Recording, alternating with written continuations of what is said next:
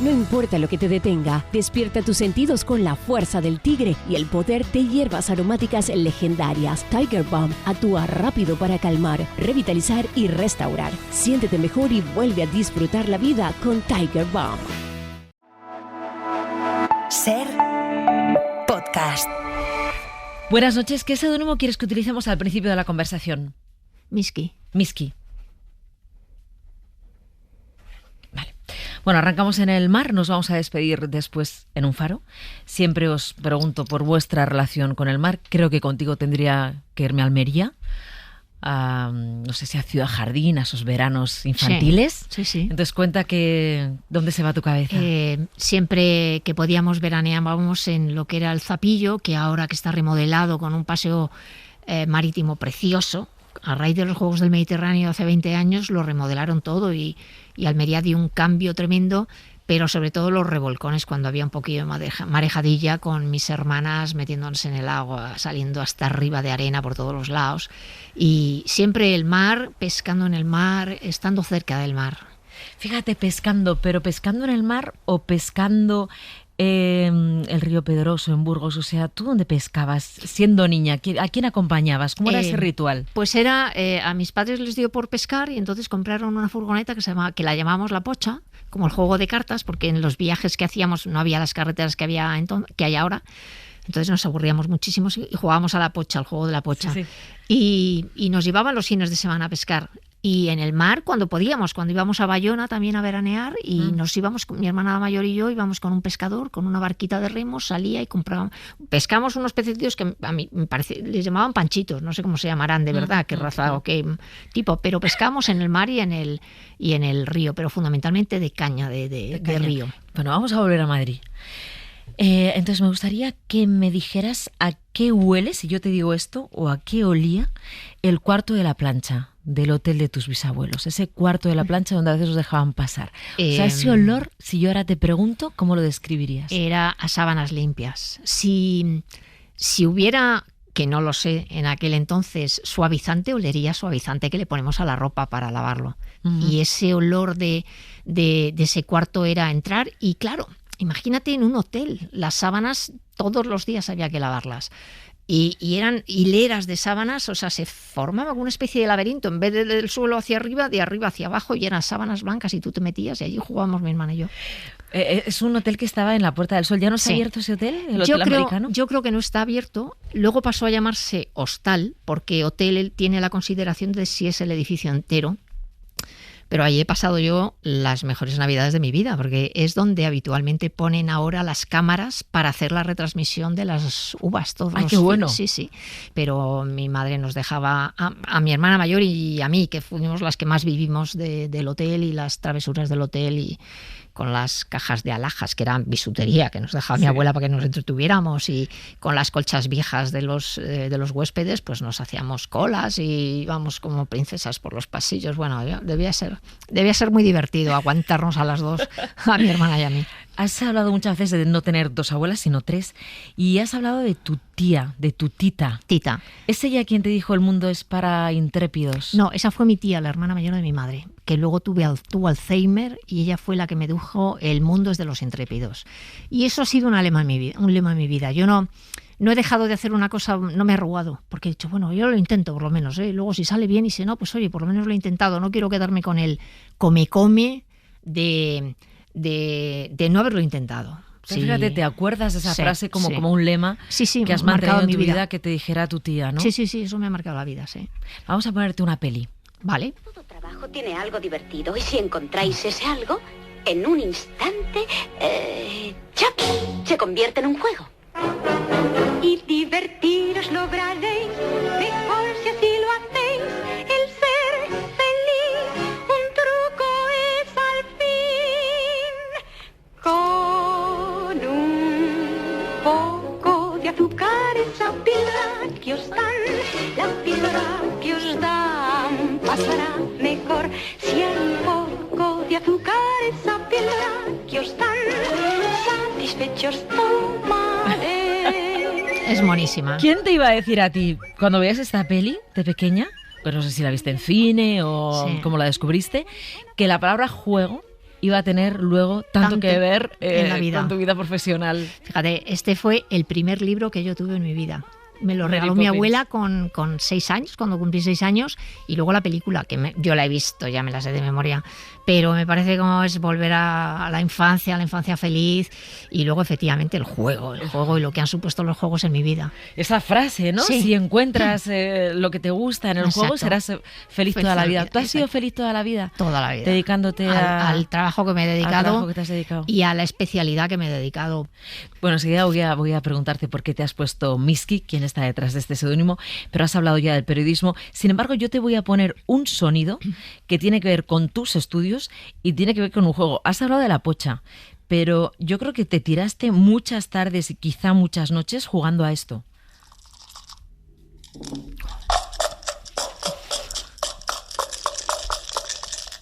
Un rollazo. Al parchís. Oh, odio. Cuéntame Mira, eso del parchís. Pues mira, yo no soy nada competitiva y por no...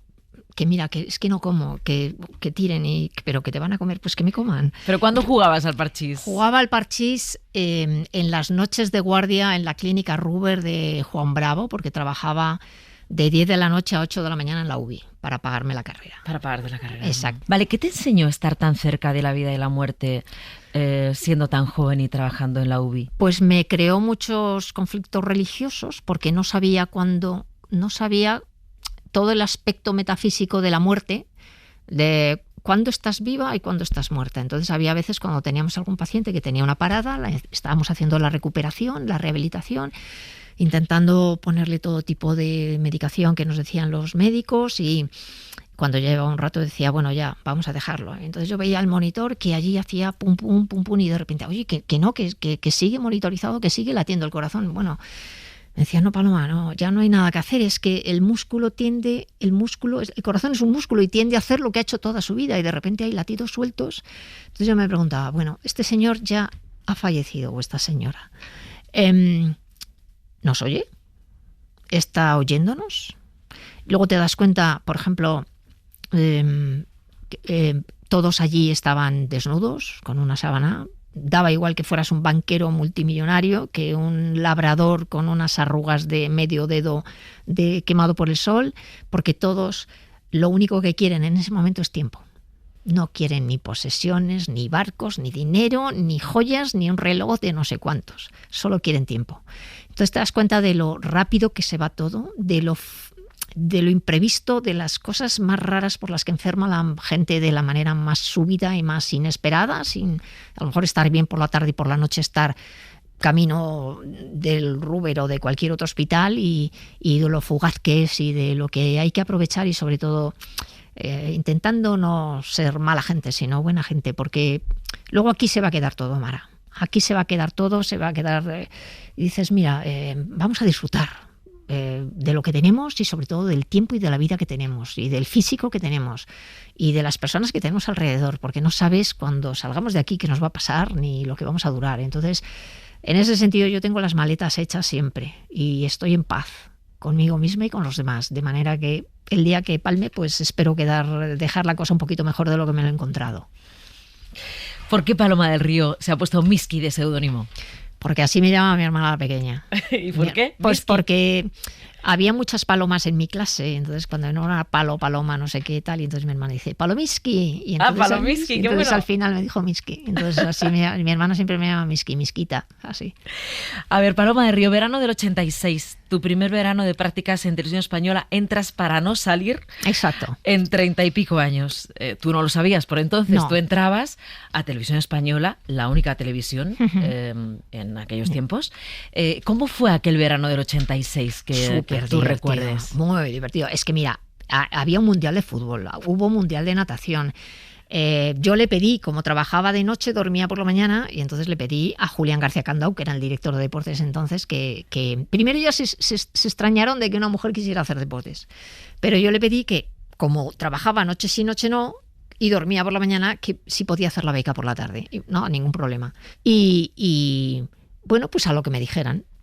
Faltaban voces, entonces el editor del Telediario de las 9, que era José Luis Martínez, que luego se fue a La Voz de Almería, me dijo, a ver, habla un poco, y me dio un telediario, lee.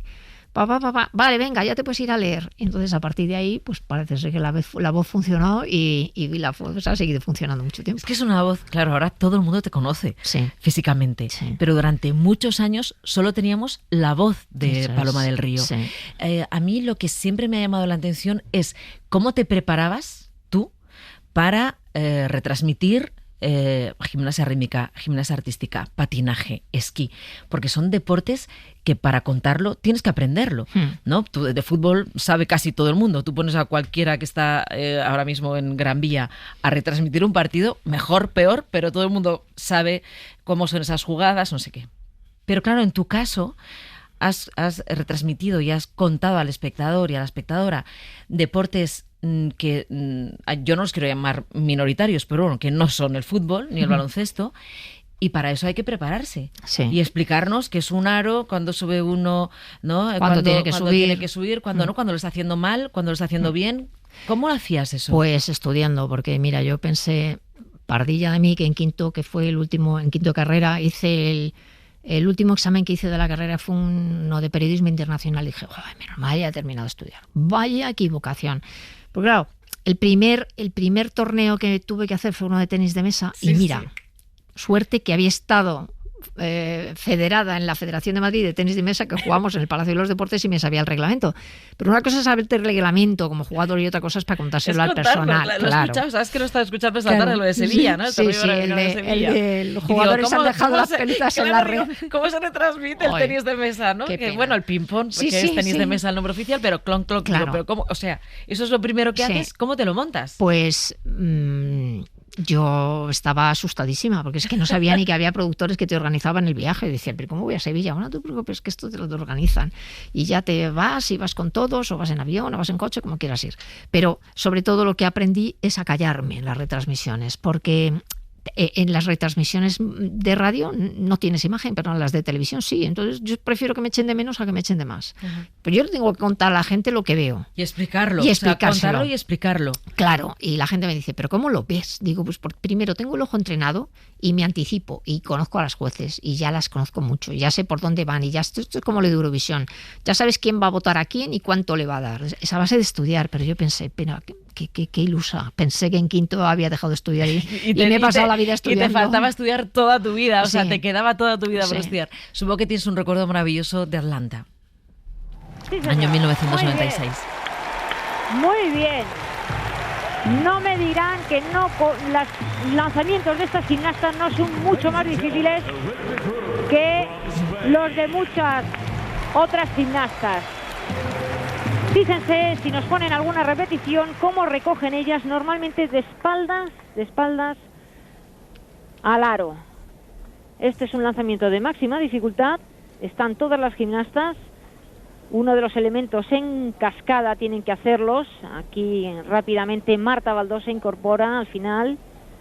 Están peleando por el oro las subcampeonas de Europa. Que lo ganaron. Lo ganaron. Pero claro, es a lo que me quería referir, ¿no?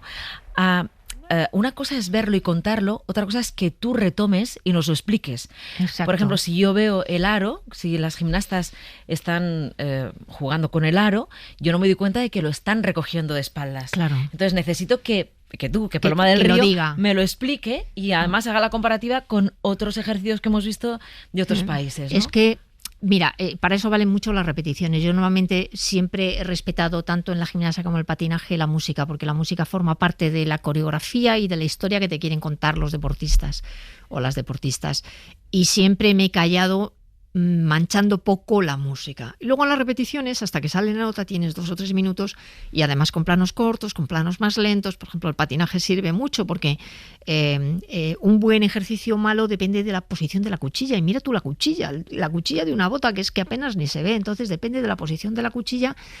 Eso el realizador que está haciendo la retransmisión y el cámara tienen buen pulso y ya saben que tienen que irse al pie o ver un plano mucho más cercano del que ves con un plano general. Y eso te sirve mucho para enseñarle a la gente de miren cómo cuando está cayendo lleva los hombros hacia adelante y eso significa que está cayendo no muy equilibrado y que si salta cuando hace un salto mucho hielo cuando cae es porque está cayendo con la cuchilla, con la serreta que lleva en la punta. Entonces no está cayendo con el filo, está cayendo con la parte de adelante. Y a base de repetir y sobre todo con un lenguaje accesible. Y luego el entusiasmo. Ay, sí. Ese entusiasmo que tú unas risas y unas mostrabas. Y llorar y unas emociones. ¡Qué bien, bien, Sí. muy bien! Venga. Venga, Herbie, ¿no? Venga, La sí. Gervasio, Herbie, O vamos, chicas, Almudena, como vamos, decía chicas, Almudena, muy vamos, bien, chicas. lo has Sí, hecho sí. perfecto. Se lo O decías Laiba, desde... Sí. o Laiba cuando se caían. Sí. Sí. Luego es muy emocionante también esto que te tocó, lo he recuperado también de una patinadora que murió su madre Sí, justo de Joanny 2 Roset. días antes en Vancouver, ¿no? Ay, Fue- allí lloramos todos. Sí, Lloramos. ¿qué Es que fue lo que tan pasó? duro. Cuéntalo a los Bueno, oyentes. ella es Joanny Roset. Ella, el año anterior había sido, los mundiales anteriores a unos Juegos Olímpicos son los clasificatorios, y ella había sido medalla de bronce, con lo cual eran en Vancouver, eran en Canadá, ella era canadiense y era una de las posibles medallistas. Competía la segunda semana de los Juegos, empezaba un martes. Entonces, el viernes los padres vuelan de Montreal a Vancouver, a la costa del Pacífico, para ver a la hija. El viernes. Y el viernes de viernes a sábado la madre muere de un infarto. Entonces, claro, a ver, estábamos en Canadá. Joanny era canadiense y se montó un revuelo, entonces no sabíamos si iba a competir o no. Todo el mundo entendía que no compitiera, pero no sabíamos hasta que dijeron que sí. Entonces el martes empezaba el programa corto. El patinaje es programa corto más programa libre, nota final. Y el martes era el programa corto. Y cuando ella pone el pie en el hielo para salir a entrenar, a calentar los 6 minutos de calentamiento, todo el mundo empezó a llorar.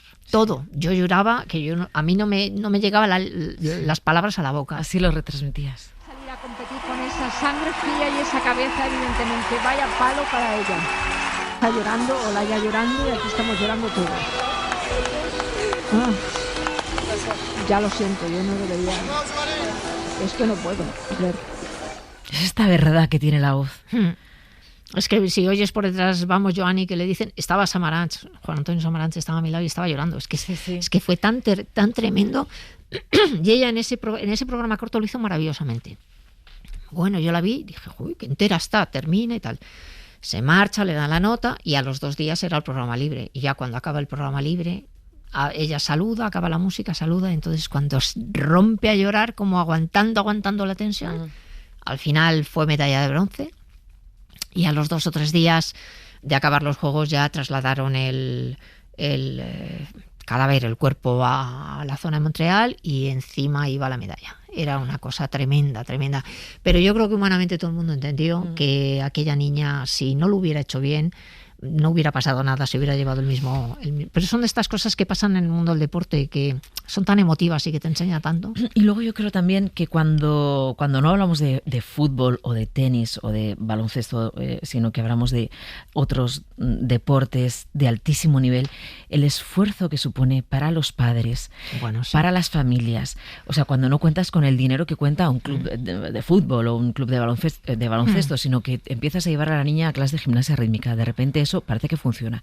Esos viajes, o sea, el acompañamiento que tienen las familias con estas niñas y niños desde que son muy pequeños es fundamental, porque además luego son niñas que viven la adolescencia prácticamente sin sus padres. Exacto, porque cuando están compitiendo a alto nivel ya no ven a los padres prácticamente con tanto viaje, ¿no?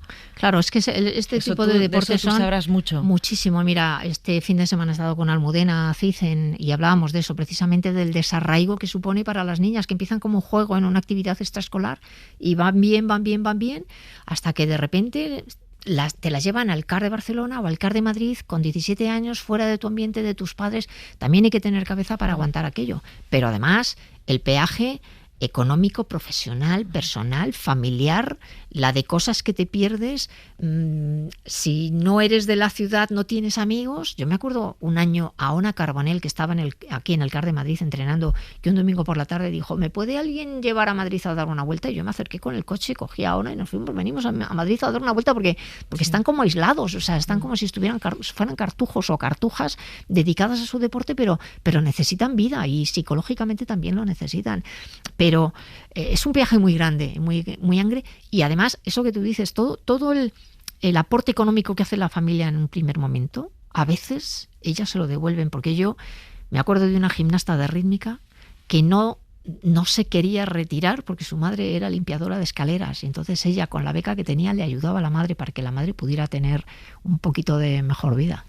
¿Qué es lo que más echas de menos de de toda tu etapa profesional, si es que echas algo de menos? Ahora estoy bien. He analizado mucho cuando quería retirarme y cómo quería retirarme.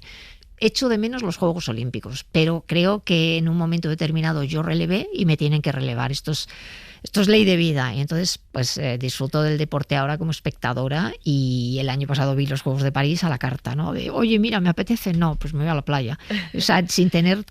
Yo decía, hago el análisis, ¿me gustaría estar en París? Sí, pero estar en París haciendo las transmisiones también...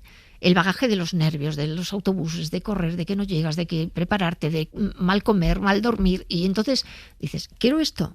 No, ahora ya no. Ahora ya quiero estar en paz, tranquila, disfrutar del tiempo libre, disfrutar de la agenda, disfrutar de viajar entre semana y no los fines de semana, cuando va todo el mundo, de ir a la compra a media mañana que no hay nadie, de estas cosas, y sobre todo de tener la satisfacción de haber hecho las cosas que me han divertido muchísimo y que me siguen divirtiendo, claro. ¿Cuál dirías, Paloma de Río, que es el mayor avance que se ha hecho en el deporte femenino? Aquí en España, a partir de Barcelona, fue un antes y un después, sin duda, sin duda. Estamos, las mujeres en el mundo del deporte, llevamos una generación de retraso. Tendrían que pararse los hombres y seguir avanzando las mujeres para que todos tuviéramos las mismas igualdades y los mismos derechos, las mismas oportunidades, porque no las tienen. O sea, las mujeres en un club de fútbol, que no voy a decir cuál, hasta hace nada viajaban en autobús y los hombres en avión. Yo decía, bueno, ¿y por qué no lo hacemos al revés? De fin de semana, que sean ellos los que vayan en autobús y ellas en avión.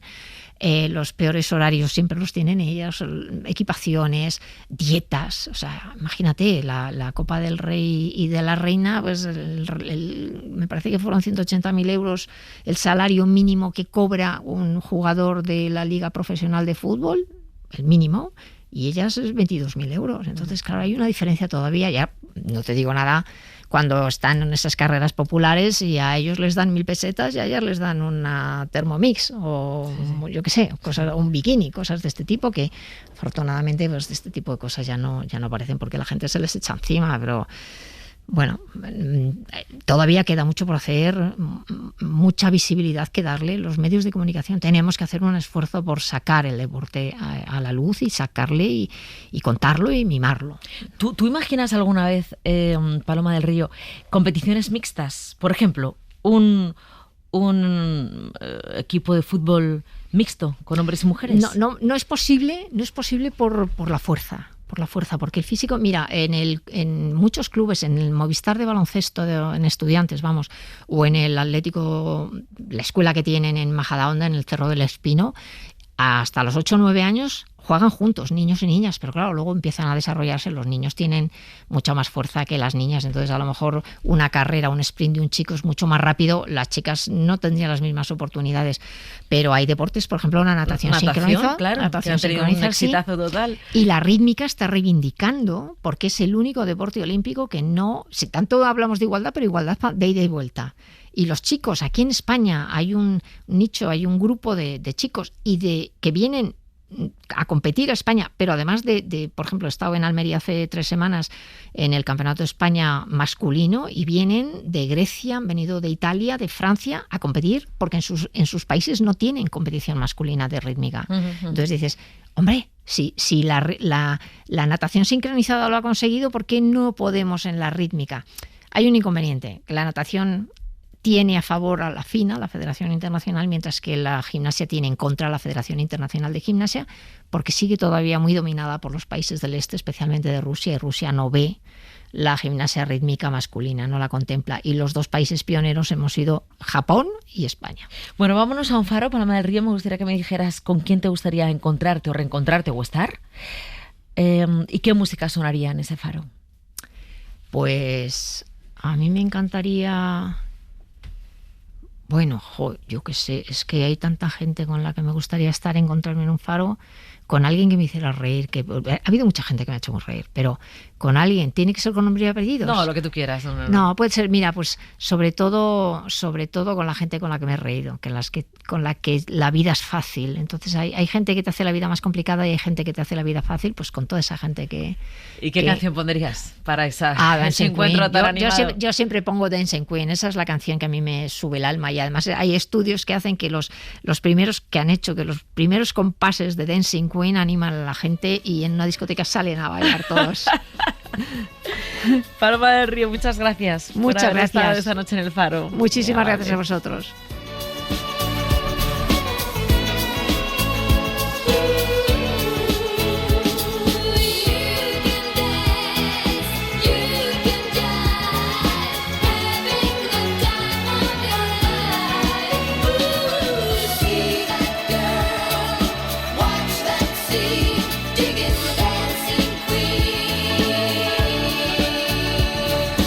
Para no perderte ningún episodio, síguenos en la aplicación o la web de la SER, Podium Podcast o tu plataforma de audio favorita. No importa lo que te detenga, despierta tus sentidos con la fuerza del tigre y el poder de hierbas aromáticas legendarias. Tiger Balm actúa rápido para calmar, revitalizar y restaurar. Siéntete mejor y vuelve a disfrutar la vida con Tiger Balm.